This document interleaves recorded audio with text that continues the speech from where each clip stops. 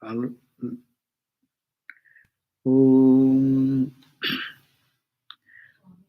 Om Vasudeva Shutam Devam Kamsa Charuramardanam Devaki Paramanandam Nam Bande Jagadgurum Om Shanti Shanti Shanti.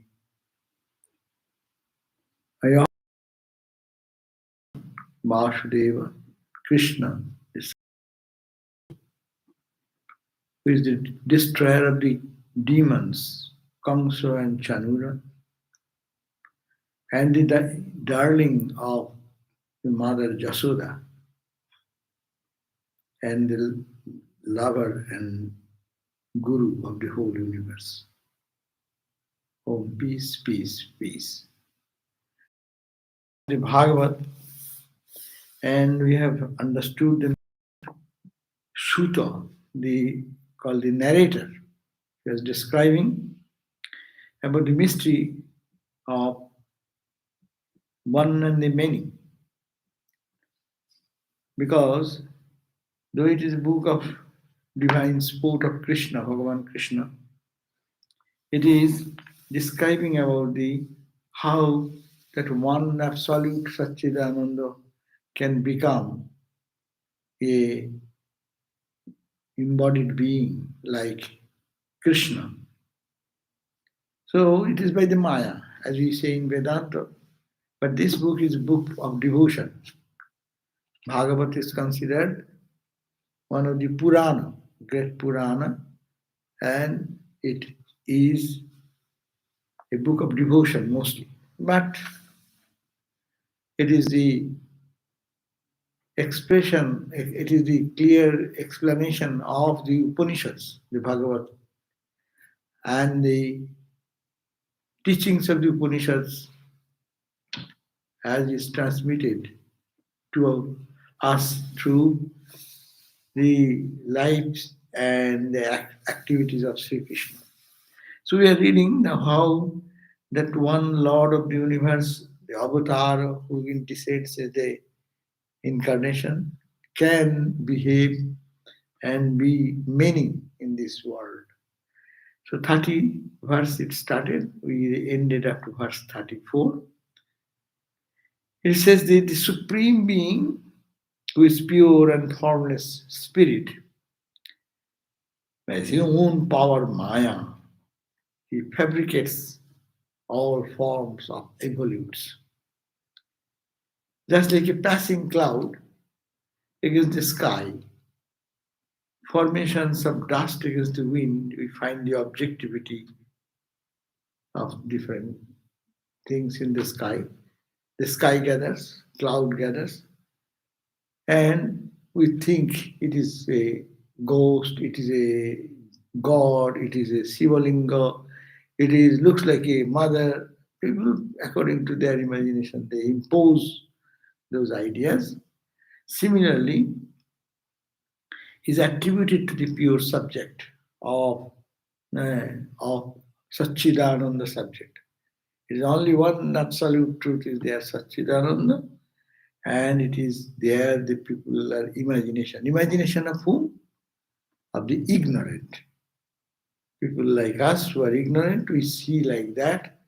But to the knowledgeable people, the children see in the sky so many ghosts and demons or whatever their mind.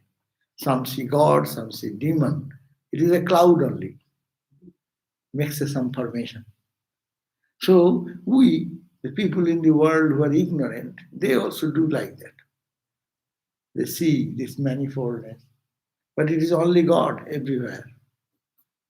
And how it has become? By its intrinsic power. It's God's power. It's a power inside the Brahman. That's called Brahma Shakti. Here is the same idea. He's talking that these Maya fabricates what?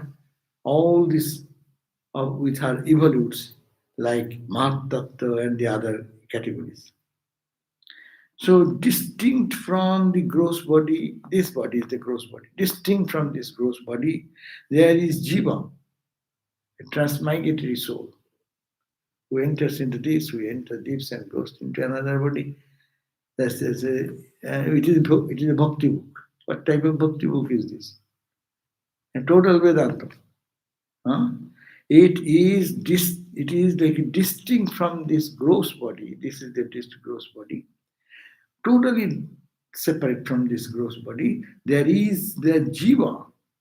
Jiva is a Sanskrit term, individual soul. What is that individual soul? Transmigratory spirit who is now in this body. When this gross body will be disconnected with that, he will live into another body. The Upanishad, it is said that they move like a leech. You know, leech, how it moves. Leech is here, sitting on the one, say, leaf, and he wants to move into this leaf is enough. He has eaten or seen enough. He wants to move from that place. So he puts another mouth side like that and starts searching for a next place where it is stable ground. Huh? And then he feels it is stable, then puts his mouth there and lifts his leg from here. So this body leg up and another body already another point they have got it. So jiva, we also, we are here now. No? Huh? Here now settled. But when I get dissatisfied with here, the teeth is falling, the memory is failing, all these negative pain, aches and pains. Okay, this is no more a stable place to stay here. The mind searches what I will be next life and here and here, here. One thought comes, I will be a healthy person, I will be a rich person, I will be an educated person, whatever the desire. I will be this and powerful person, I will be like a king, I will be like whatever desire comes, searching, and that desire is a thought and power, and there you end gradually leave this body. Oh, he has left the body. Left the body, where did he live? It has not died, it has gone to another. Again, there he starts and continues his life experience. And then again, that's the transmigratory cycle of birth and death. So after finding the body, I leave the body, or after leaving the body, I find a new place? I know our desire, whatever acting in the mind, that is for me. Where shall I go next? That's why you meditate. Then you meditate, I shall be like pure like this, I shall be like selfless like this. That is unconsciously making our next destination. That's why last thought comes accordingly. Why someone will think of one way, another thing. Someone thinks of seeing Ramakrishna and leaving the body. Someone seeing Christ and leaving the body. Someone thinks of some horrible picture like that. Because these are all the thoughts which has overpowered us. But what is the dominant thought coming out of that? That will make them leap into the next life. So that is our Upanishad teaches like that. So distinct from the gross body, there is this jiva in individual, all of us. The transmigratory spirit whose form is made of subtle essence. How that body is that? This body I can see, no? It is made of what? 5 elements? Water, air, fire, space. Eh? We eat food, that is the earth substance, no? Anything produced from the earth. All eating food is earth element, no? Wind element is here, no? That's why I am breathing. Then heat element is there, calorie, that will be giving the body heat. So air, water, of course we drink water. No? So these are the 5 elements which has constituted this body. When we are babies, we are like this. How we become this? What has made us this?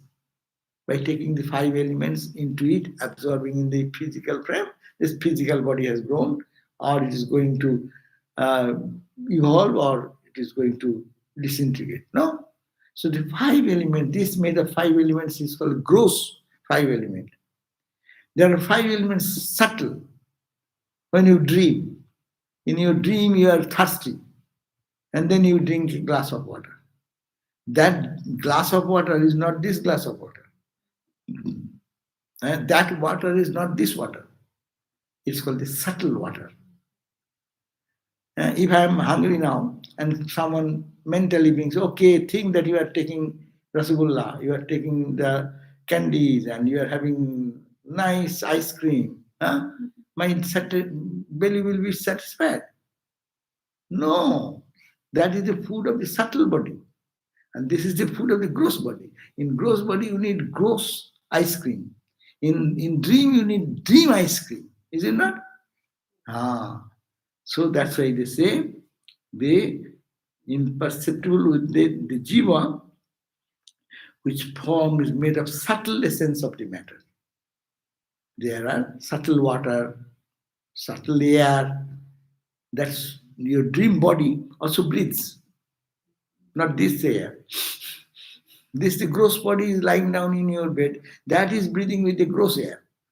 But in the dream also you are running and there you may be panting for breath. So that is a subtle air. So understand, 5 gross element, 5 subtle element. So they are talking about that is made of the subtle elements. Accepted as transmigratory from life to life, providing, but spirit is inside, the big spirit, consciousness is here. Around that, it is in the physical, it is in the subtle, it is in transmigration, and goes on and on. When both these bodies, the gross and subtle, fabricated on the Atman by ignorance, are sublated to the awareness of their base, that is the realization of Brahma. When this thinks, I am not this gross body, I am not that subtle body in the dream, naturally I am not also the ego body. I am the base foundation on which they are playing this drama of life in the physical level, in the dream world, and in the sleep world. These are the 3 worlds we move around every day, no? We move in the waking state with the gross elements, 24 cosmic principles here. So look at the body, what you have. All Vedanta, total Vedanta. What is here? You have your ego. You have, everyone have ego? Ego. That's the Mahatattva. It is called, we have our intelligence, mind. Then your ego, mind, and remembering faculty. These are the 4 faculties. 4 plus 20 is what? 20 is 5 senses, eyes, ears, etc. 5, through which you perceive knowledge.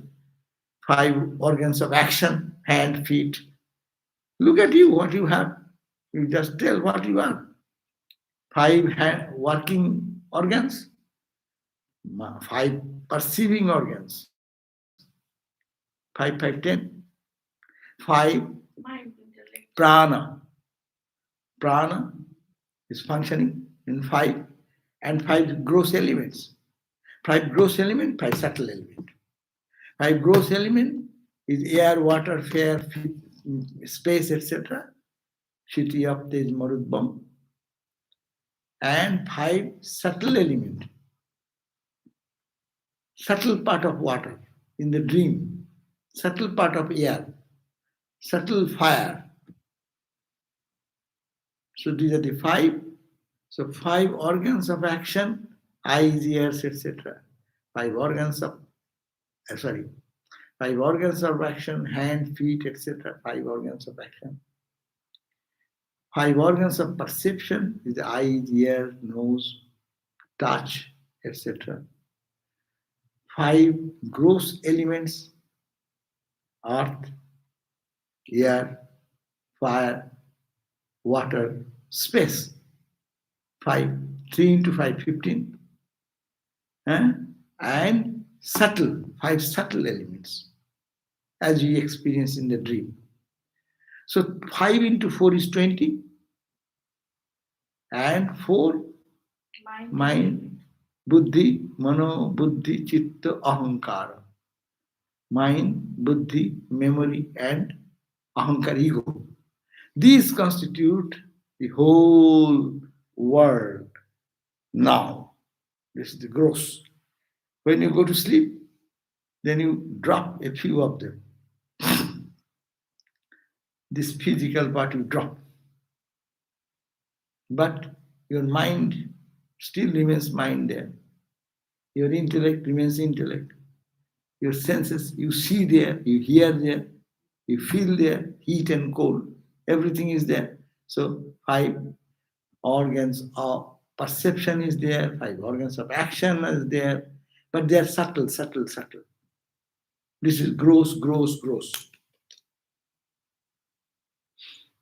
So these all remain minus the gross part. That is the subtle body. 17 elements they call. 3 times 5, 15. What are the three? Organs of perception in the dream. Imagine your dream. You have your eyes, ears, etc. These are the five. You have your hand, feet to work. No? That's five. And also five elements. There also you eat. That subtle body is sustained by breathing, not this breath, subtle breath. Yeah. So this is the whole Vedanta Saro talks about it. It takes months and months to understand this philosophy. But just quick, I cannot go that. My time, 15 minutes is gone. But to understand is good. That means who transmigrates, get it clear today. This body drops, nothing drops. I am I. That I, the jiva, is inside now. Now he only like a leech. When it wants to get out of this old, worn out garment into another, then he lifts and this body becomes dead body and five elements remain here. No? But he moves into this subtle body till he gets a good body in the mother's womb again. During that period, he has on the astral body we call. That is a subtle body. Like you dream. You dream. When you dream, you are dreaming in the world. Huh? So we are all, say this room, if is someone is sleeping in a big hall, 100 people are sleeping, 100 people are dreaming. But no dream interjects anyone. Your dream is your dream, my dream is my dream, everyone. That means that is a different space, not this space. So these five elements, five space, etc., etc. 17, that's why I call subtle body is 17. Gross body is 17 plus 5 plus 2. Anyhow, I don't. So this gross body is left, the subtle body one goes. Why it happens? But this going and coming, going on. But a time comes, both these bodies, what is this body? Now down, gross body, and just in the night time is subtle body. These two bodies fabricated. How it is fabricated? It is only Atman is there, only Brahman is there everywhere. Nothing is there, it is Maya. It is appearing only. These are imaginations of the mind. Vedanta call ignorance. Ignorance means I am not knowledgeable. My mind is not knowledgeable. So fabricated on the Atman by the ignorance, no? Are sublated through the awareness of base. When it is knowledge, I know that who am I? This neither the gross body, neither the subtle body. I am the base, Atman, behind. Huh? Behind the gross, behind the subtle, behind the causal. We have three bodies: gross body, subtle body, dream body, subtle body, causal body. Causal body is your ego body. When you sleep, in that sleeping time you have nothing, but you have a body. That's why you're coming out and say, I slept well. The I was there. That guy was still there. I guy is now working here through the body, mind, eyes, all these instruments. That's now here. Even in dream, you talk to people. Your ego is still functioning there. But when that also goes away. You sleep. When you sleep, you do not know anything. And you say, I slept well. Tell I, the guy I is there. But how I functions? Behind the I is the Atman, the Sakshi, witness, the conscious entity behind all duality. No? So That is the realization of Brahman. When you know, in one verse, he has given the entire philosophy, no? That you know that you are Brahman, you are Atman. No? So when you know that I'm not this physical body, not this subtle body of the dream body, neither the body who sleeps well, causal body, but you know I'm the substratum, I'm the base, foundation of all this body which is played by ignorance. I am pure. I am that Atman. Then it is when Maya, the power of the Lord, which functions both as avidya and vidya, are binding and liberating, is pleased to function as vidya, and that the jiva attains supreme enrichment. When one can be free, supreme realization will come when we have to know this is happening. I am thinking I am this, you are thinking you are that. Again, you think in your dream you are uh, you went to a sage, you went to a holy pass, or you are facing a tiger and just chasing you, or somebody is with a gun following you. All this concept is all Maya. And also deep dream, you are also ego. That's also under Maya. It's the Shakti of Brahman. When you understand this, and it has no connection with me, I am that consciousness, then one becomes liberated. And avidya becomes vidya. Vidya means knowledge. Avidya means ignorance. That due to ignorance we see all these things. But when the knowledge grows in us that this Atman is separate from that, then you are free. Now, 35 verse. In whom, him is capital, who is the resident in the hearts of all beings, who is birthless and actionless. These births and activities as incarnations are described by the wise as a mystery which only revelation can explain. No? Now the question comes that evam janmani karmani, this janma, this birth, this karma, what we are doing, the actions, janmani karmani, he occurred tur ajanmassacha. It is happening for that who is beyond all ego, pure consciousness, akarta and ajanasya, who cannot born, he cannot born anytime. He is infinite. Our Atman is infinite. Our Atman is birthless, deathless. It takes a birth. It does some work. How? Janmani karani bornayanti. That has been described. Why we are working, how we are working. That has been explained and described as what? Kabayo, the knowers of truth. Veda Gujhani Utpate. It is revelation. They come to them, they are explaining how this appearance and the dream appearance and the sleep appearance are only appearances. If they are not appearance, then they will be all the time same. Isn't it now? What is truth? Truth means what I see now, what we'll see tomorrow, what we'll see after 20 years, after 1,000 years, before being millionaire, after millionaire, there will be no change. But everything we see is changing. So these are not true. That's why he says, in him, without getting in the least attached to the in him who is the resident in the hearts of all beings, that is everywhere in the heart of everyone. One point, who is birthless and actionless, that pure self who has no birth, no action, no suffering, no joy, nothing, is only bliss. These births and activities as incarnations, as you, me, as also like Rama, Krishna, Buddha, Christ, like great incarnations, all are described by wise people, describe to make us understand as a mystery. You cannot understand that. That is rahasya. That is subtle thing. You cannot, your ordinary brain cannot understand. That's why you have to go to the sages who understand that. And sages are saying that that is the mystery which only revelation can explain. So, therefore, without getting into the least attached or involved.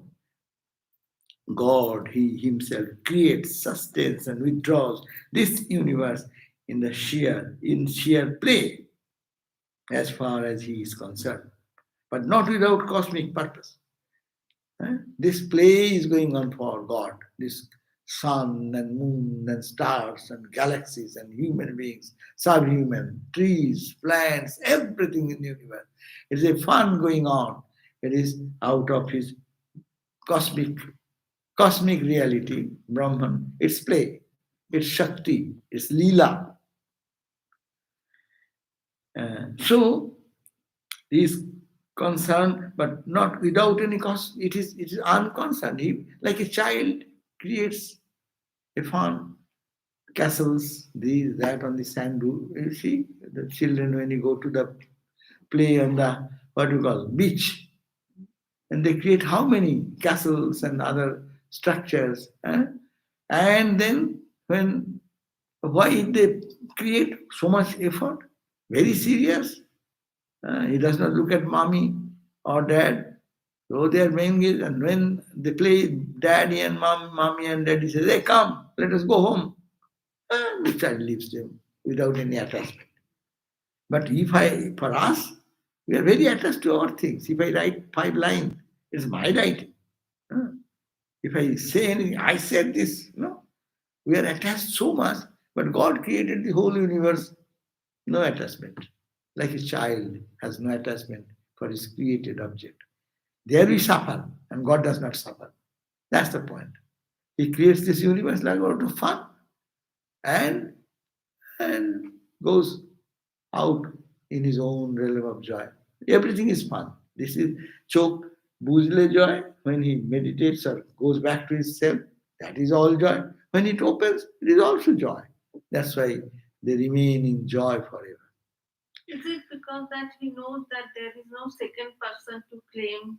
That is true, Vedantic way. Otherwise, you can say that there is his creation by his Maya Shakti. He created something. The second, that's why, because we get attached means like that. I think there is a second person by copyright law violating can claim my creation.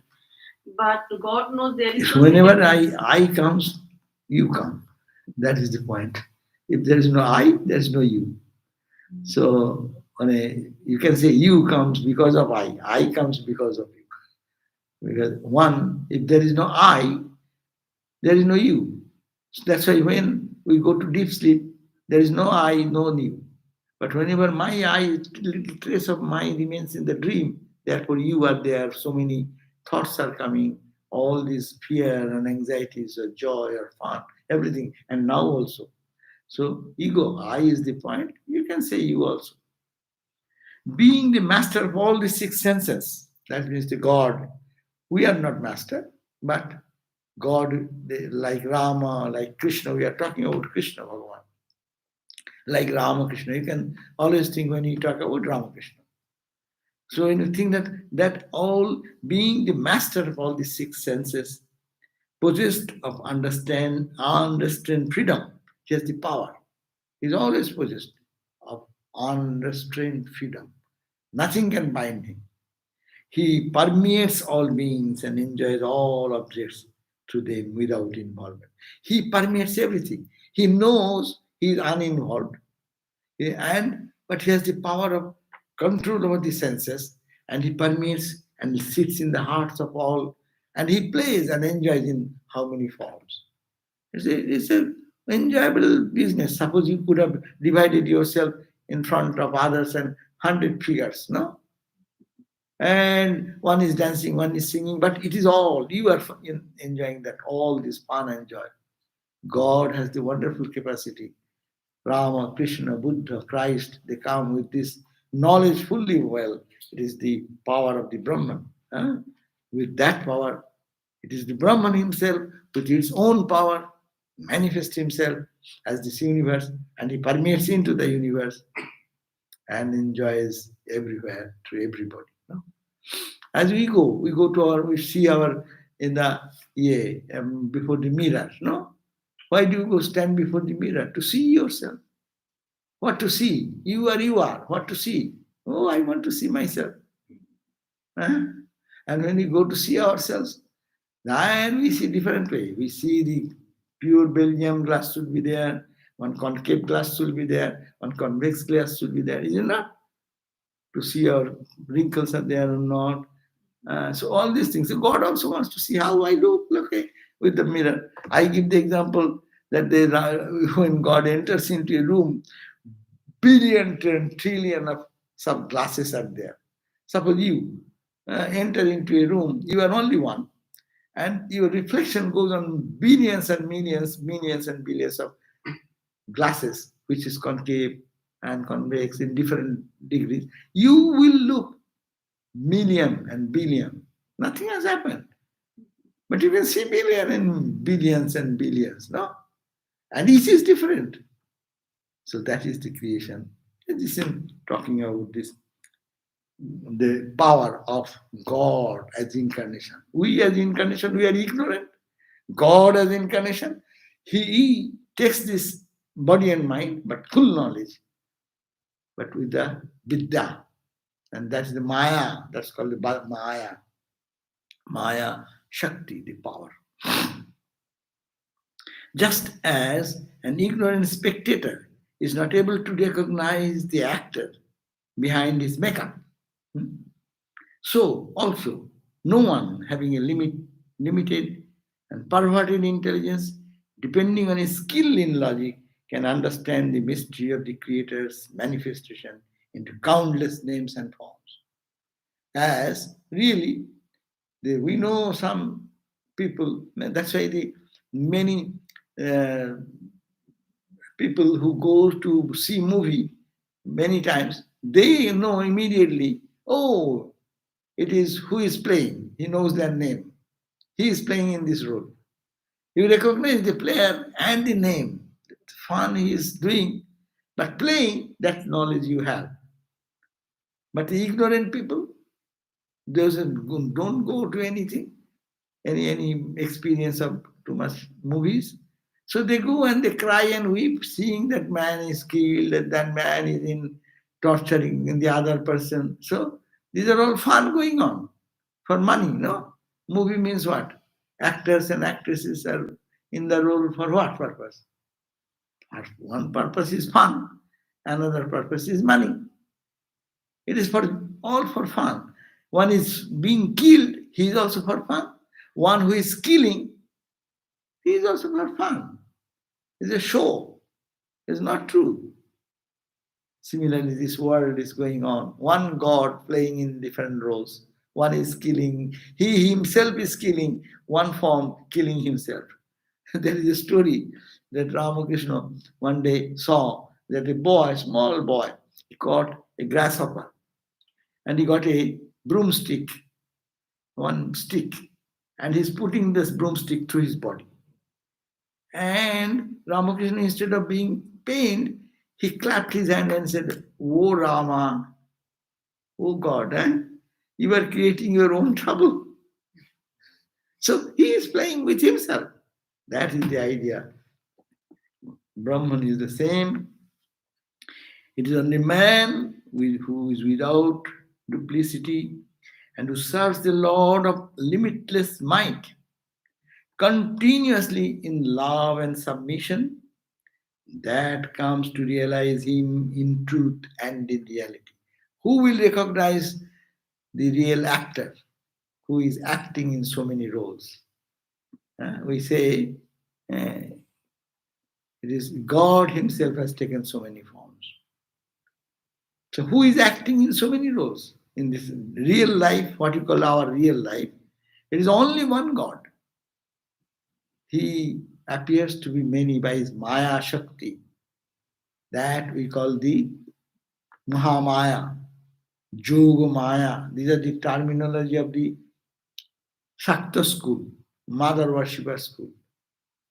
And Vedanta will say only Maya, and they will say Mahamaya with a sweeter name.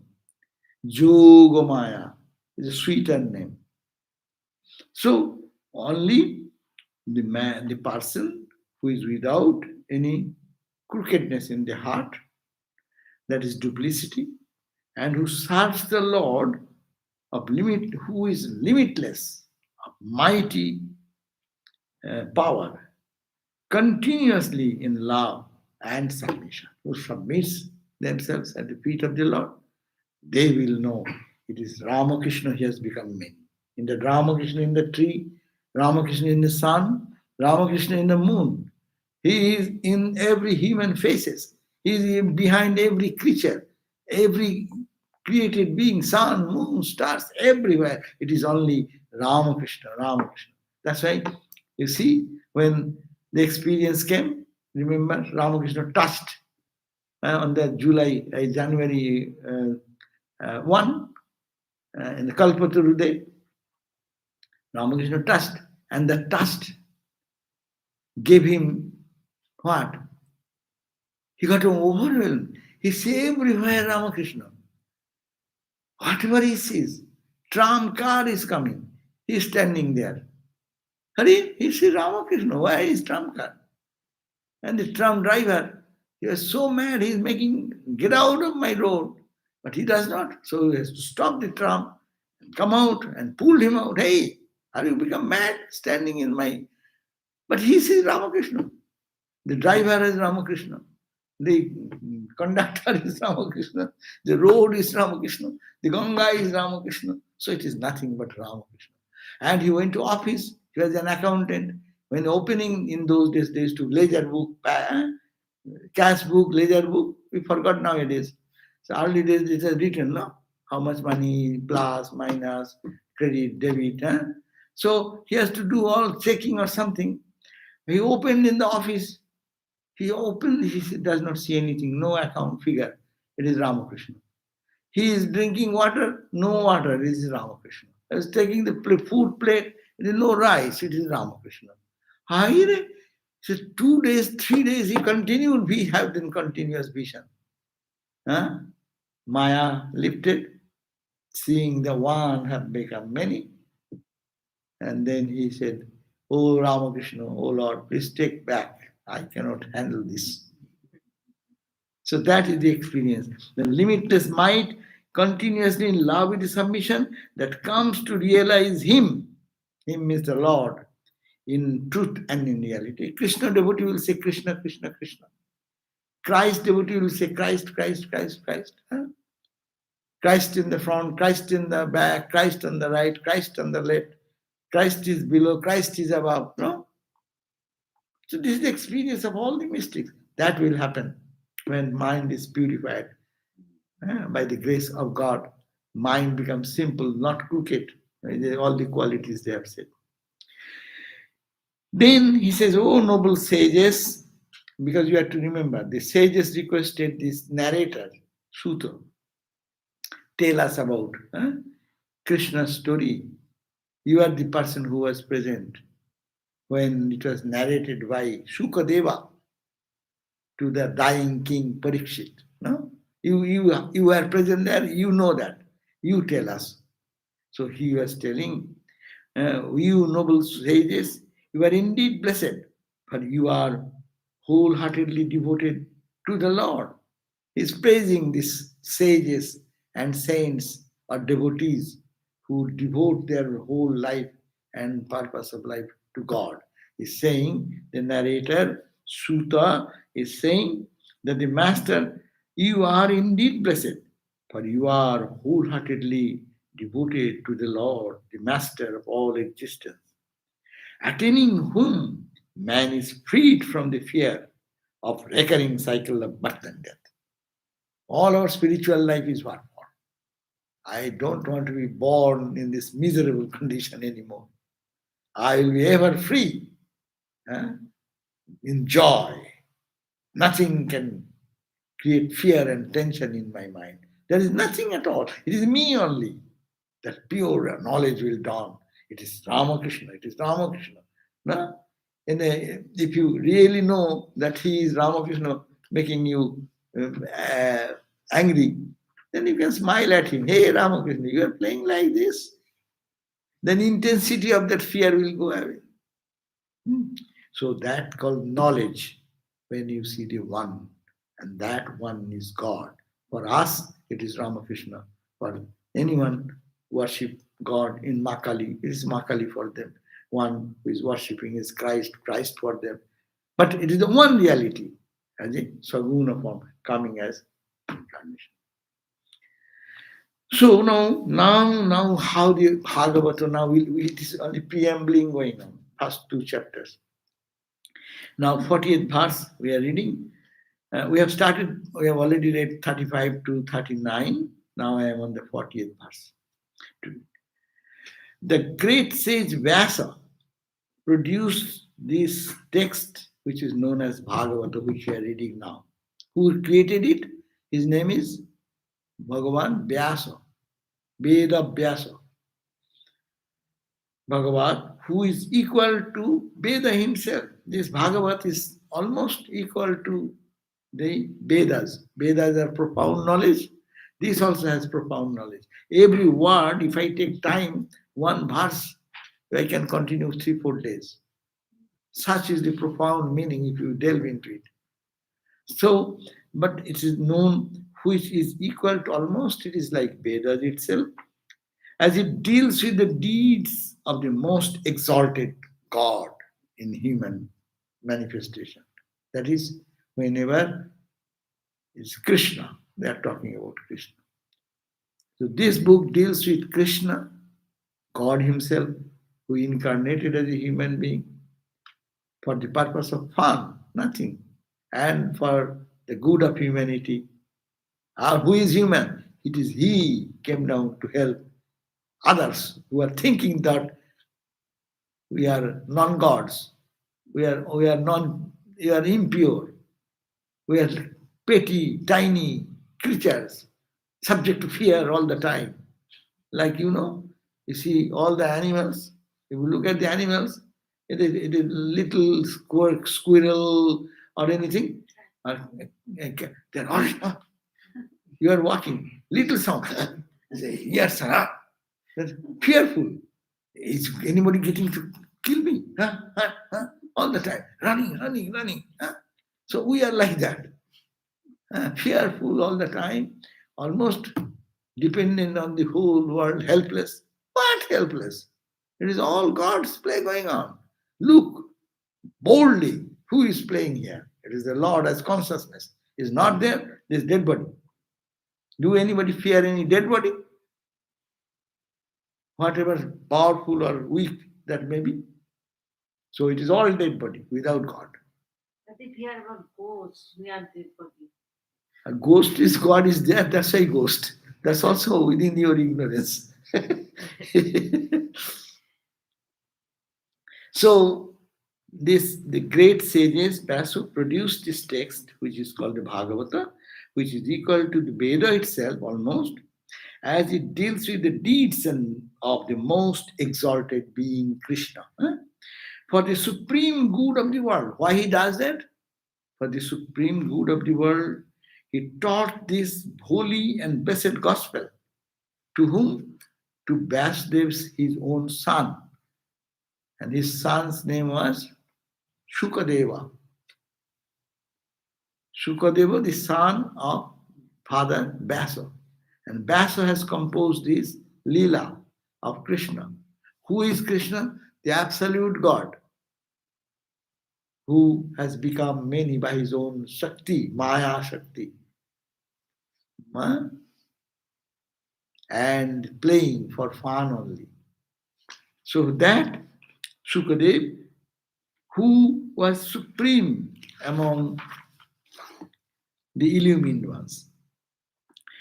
42 verse, containing as it does the essence of all the Vedas and the sacred traditions, Sri Shuka imparted it to Maharaj Parikshit. Shukadev, the son of Vyasa, this knowledge which we read all these pages, we will read in all these pages, that has been absorbed from his father. Shukadeva absorbed it from his father. Shukadeva transmitted it to the king Parikshit, who was being cursed to die within 7 days. Death is knocking at the door. only 7 days lifespan. That dying soul who is eager to know about God was being given this knowledge by the son, whose son's name is Shukadeva. Sarvaveda Nihashanam Sarang Sara Samudritam. It is all Sarva Vedeti Hasanam. Sarva Veda means all the four Vedas, Sarva, all Vedas, and Itihasam, and the story. Itihas books means the traditions, sacred traditions, which is Sarang Saram. Essence of them have been Samudritam, has been churned and brought out. Satu Samsravayamasa. That truth has been given to hear. Who? By Maharajan Parikshitam. Maharaj Parikshit means the Parikshit was the king of India then. The emperor. India then extended long. It is not India today. It was all Pakistan, all Bangladesh, all Afghanistan, go up to that. That was one extended India from there to there. And he is was the emperor of India. Right? He wanted to give up his body, hearing about holy thoughts of God. Now, 43 verses, Maharaj Parikshit was then lying on the bank of the Ganges. That was the style. When you want to die, huh, just go into the secluded place, detach from whole family, relation, think of God day and night, and lay down on the bank of the Ganges. And Ganges, why? Ganges is considered the most auspicious, pure. It purifies your body and mind. And your mind being intended on God, you will think of God and leave the body. So you are not to come back again. So king was waiting there, Maharaj Parikshit, Prayopavishtang Gangayang Paritang Paramorsivi. Prayopavistam, that means lying there, where? Prayopavistam Gangayam, on the bank of the Ganga, Paritam, surrounded by Paramorsivi, all the great rishis, the seers of truth, surrounded by holy men, and Krishna Sadhamu Pagate Dharma Jnana Divi Saho, under a vow of fast until death. He was sitting there and surrendering himself to God. He was waiting the death to come.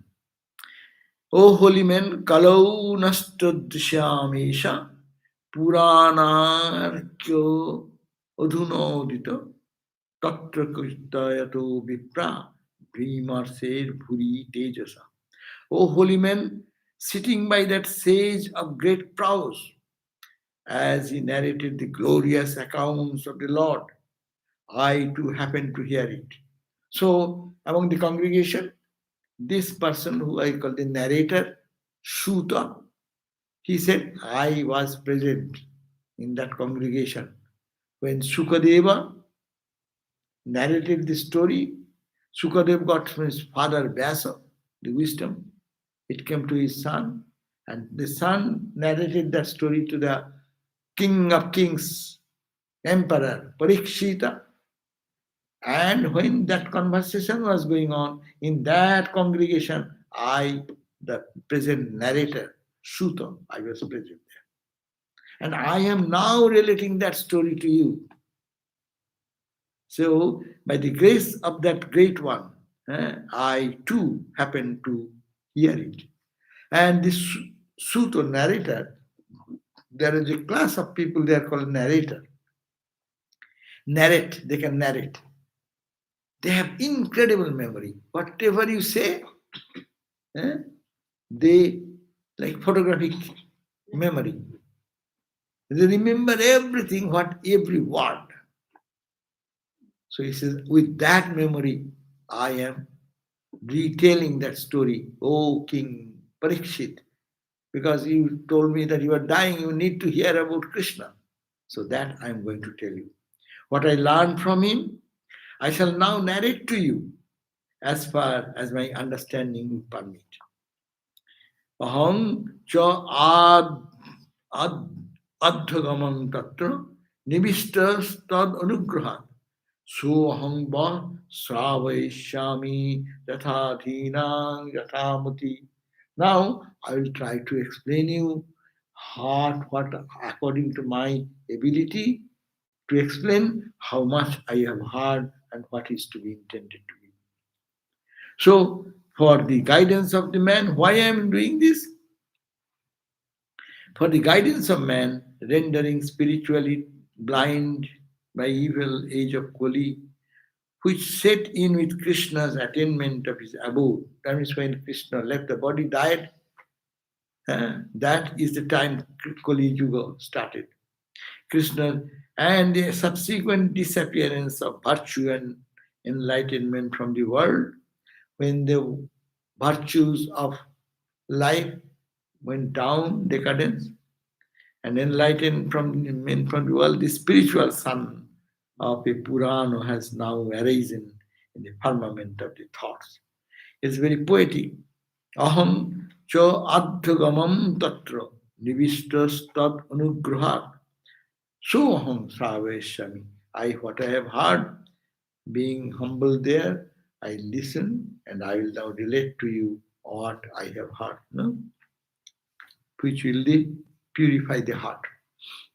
Now we start the chapter 4.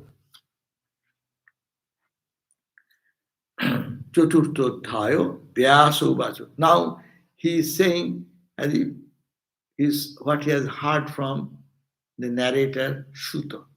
Suta is now remembering what he heard from the Shukadeva.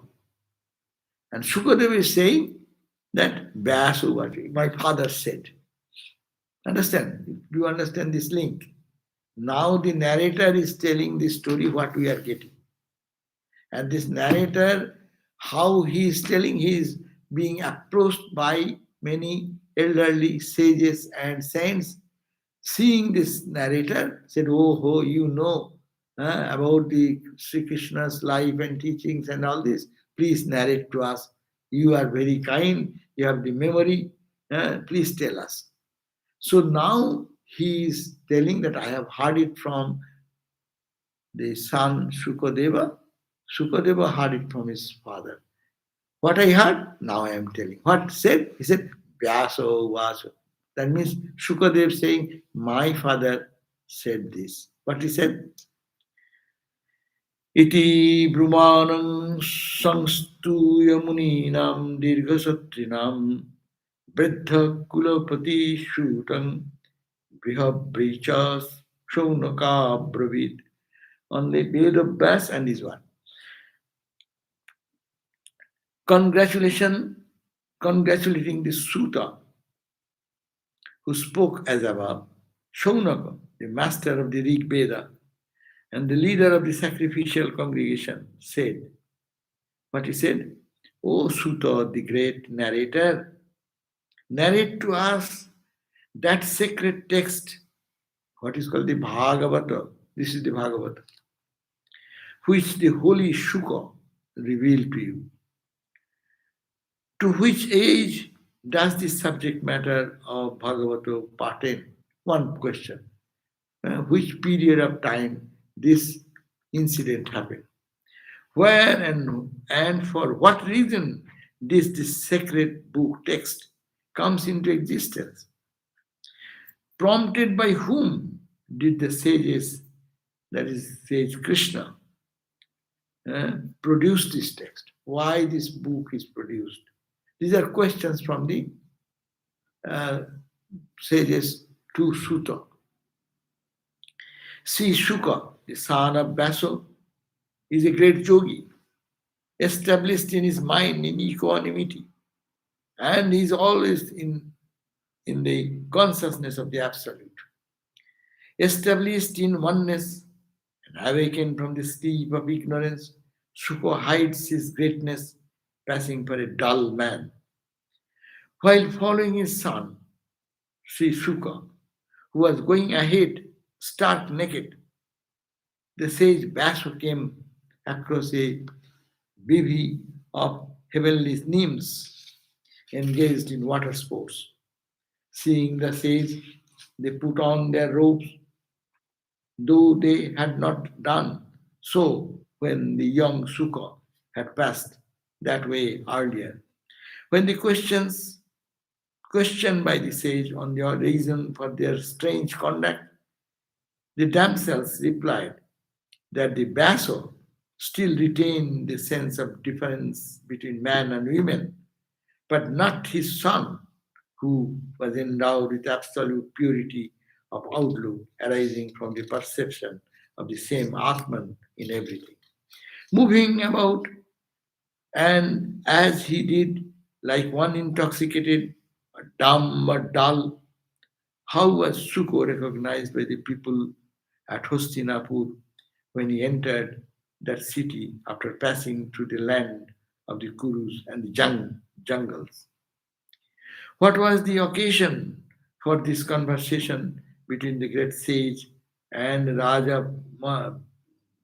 Maharaj Parikshit, the grandson of Pandavas, which the conversation, you say, led to this revelation of the doctrines of devotion called Bhagavatam.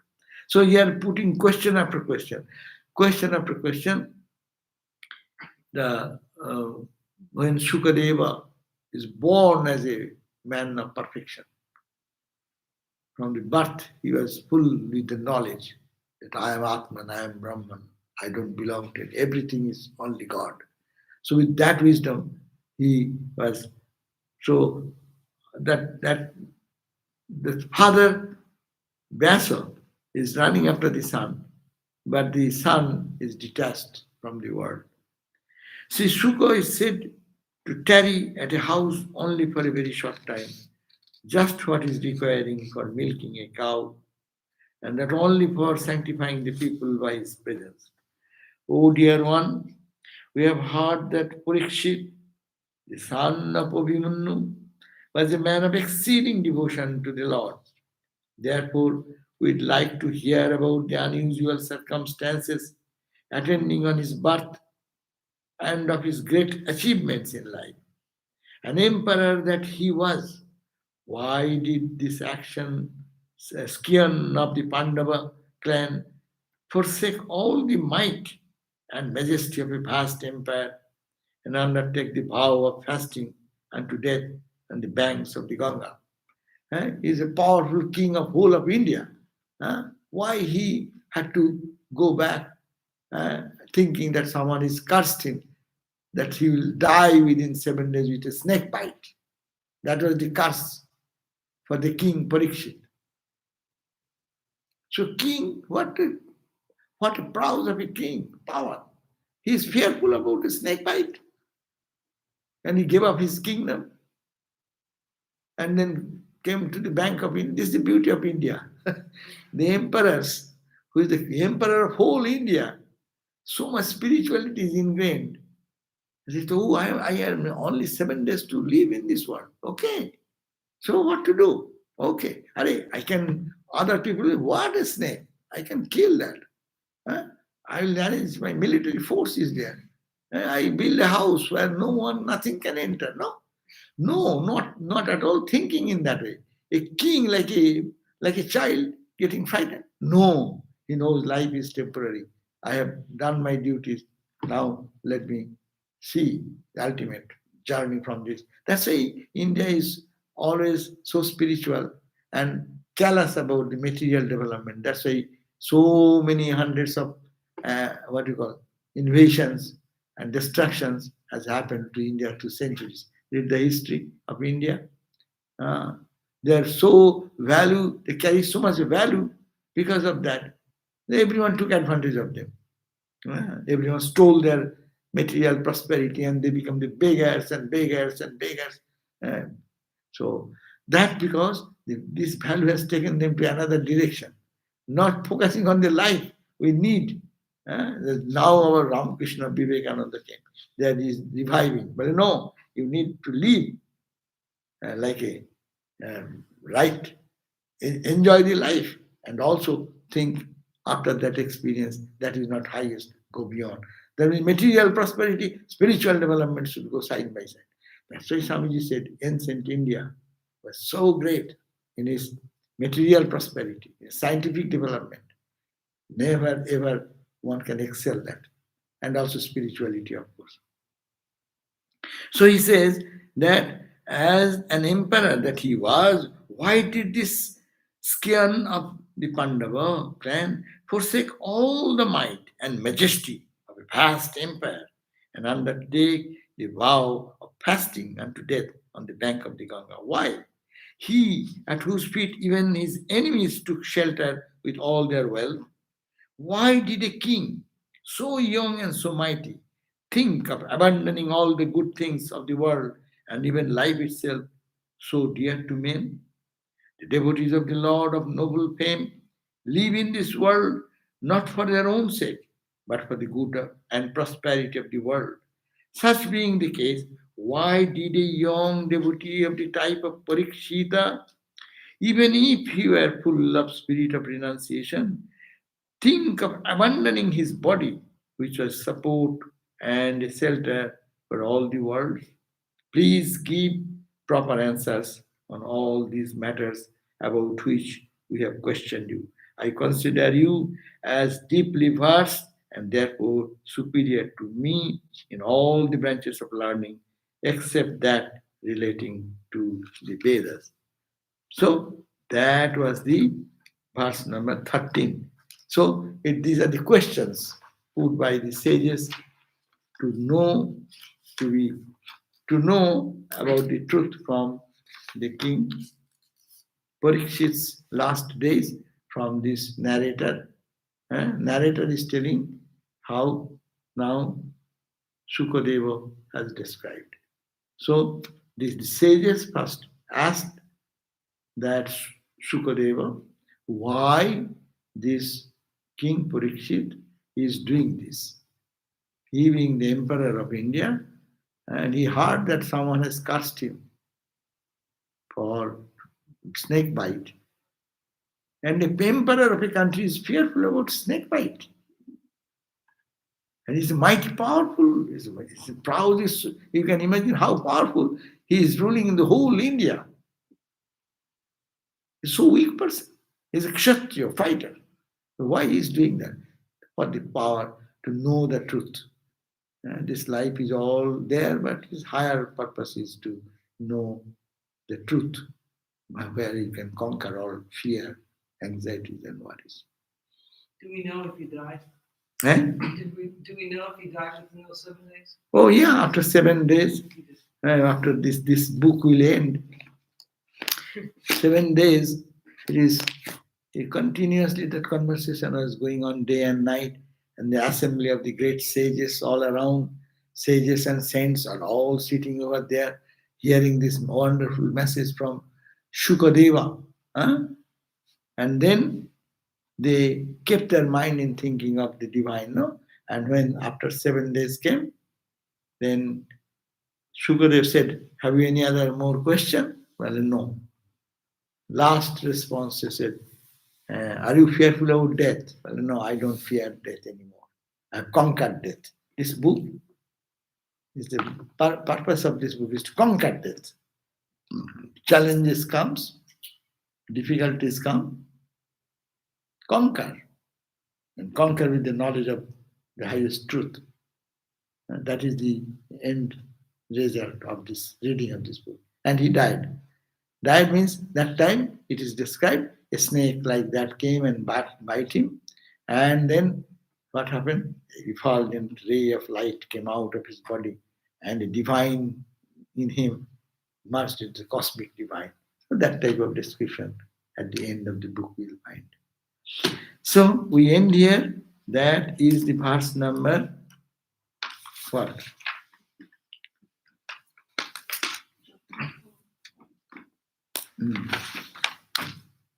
Where did I end? The 4th chapter we started, no?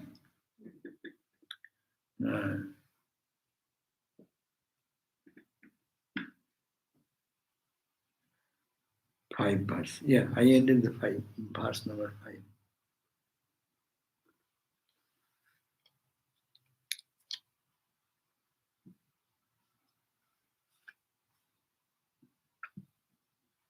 Okay? Om Shanti Shanti Shanti Hari Om Tat Sat Ram Krishna Arpanamastu.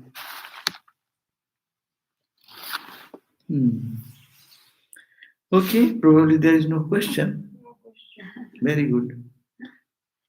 This is very inspirational in one sense.